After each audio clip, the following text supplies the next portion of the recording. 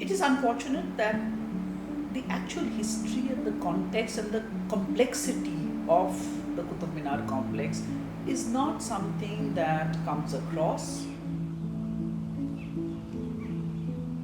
Qutub is a space where there is conflict and there is also reconciliation. Both these stories are there in the Qutub. But the only story that we are told is that of conflict. That reconciliation, the development of what we call the composite culture, that is completely glossed over. The first thing is destruction of temple. Go there and then admire the buildings. What we see in the Qutub Minar is actually layers of history. So if you have to come back to what are the earliest significant layers, there is the mosque that you see, and that was made in the late 12th century by the forces of Qutbuddin Aibak, who was actually the general of Muhammad Ghori, who had just conquered Delhi.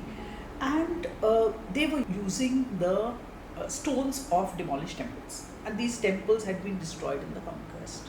But that is a very simplistic way of putting that historical context.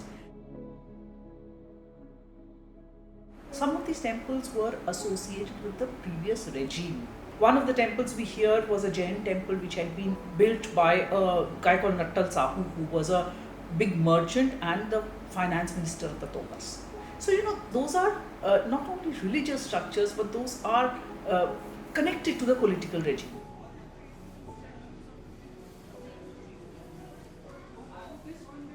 There are local shrines, those are left. So you have the Dadawadi Jain Mandir in Mehrauli, the Jogmaya Mandir in Mehrauli.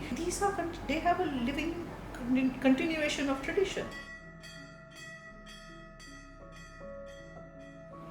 Of course, any war is a sudden thing. But these kind of regime changes, violent regime changes through war and all, was a given in those days. I mean, if you look at Delhi's history before that, the Tomars had been replaced by the Chauhans, right? I mean, that was not an election that happened. These are all wars we are talking about. Every empire builder, every ambitious ruler, how do they acquire new territory? How do they expand their territories? By war. First of all, you must realize that it is the Indian workmen themselves who are creating this mosque. Why is the mosque made also? It is made because suddenly there's an influx of this large Muslim population who are the soldiers of the armies that have come in here, and they need a place to worship, and that's the first thing that is made. You will find a lot of the original pillars are in the first phase of construction. The actual mosque, there is where you see these reused elements, and there, yes, there was defacement, particularly of the features, because the idea was that these cannot be put as they are in a mosque. If you look at the later architecture of the mosque, when they add a screen of arches towards the west side, the Qibla side, and what they are doing is, here again they are using local motifs. Though Islam proscribes the use of anthropomorphic or divine images in worship, they don't do that, but they incorporate a lot of symbols which are, local entering that mosque would immediately be able to recognize. Screen of arches is very interesting because it has these spirals, it's like a vine going left and right, and there's another wave-like pattern. And these are actually the symbols of Ganga and Yamuna. So if you look at temple entrances, for instance, you have Ganga and Yamuna there. So this is like a reinterpretation of that. Even when you go inside the Iltutmish's tomb, for instance, there are these hanging garlands that you see, little semicircular, or you have the lotus in a chakra.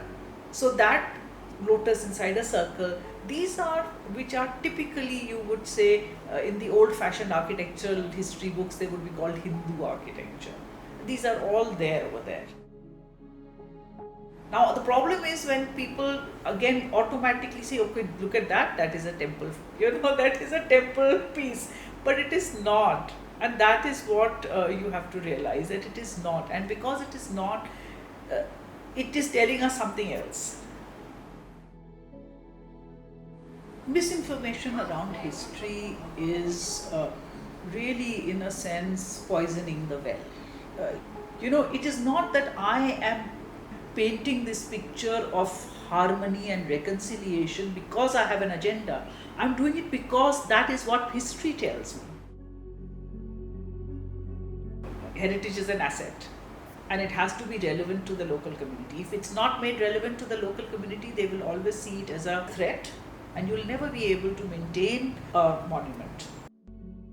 And forget about the Qutub complex, that's a very high level. But if you go into the village of Mehrauli, there's so many neglected places. Make them relevant to the people. Let them have their own little events there. What is wrong with having a musical program there? Not a high-end one, just a local musical performance or an art exhibition, something like that in a local monument. Let the people feel they have a stake in heritage, in maintaining it. And these small monuments are never going to attract huge visitors or foreign tourists or anything. Let them be used by the local people.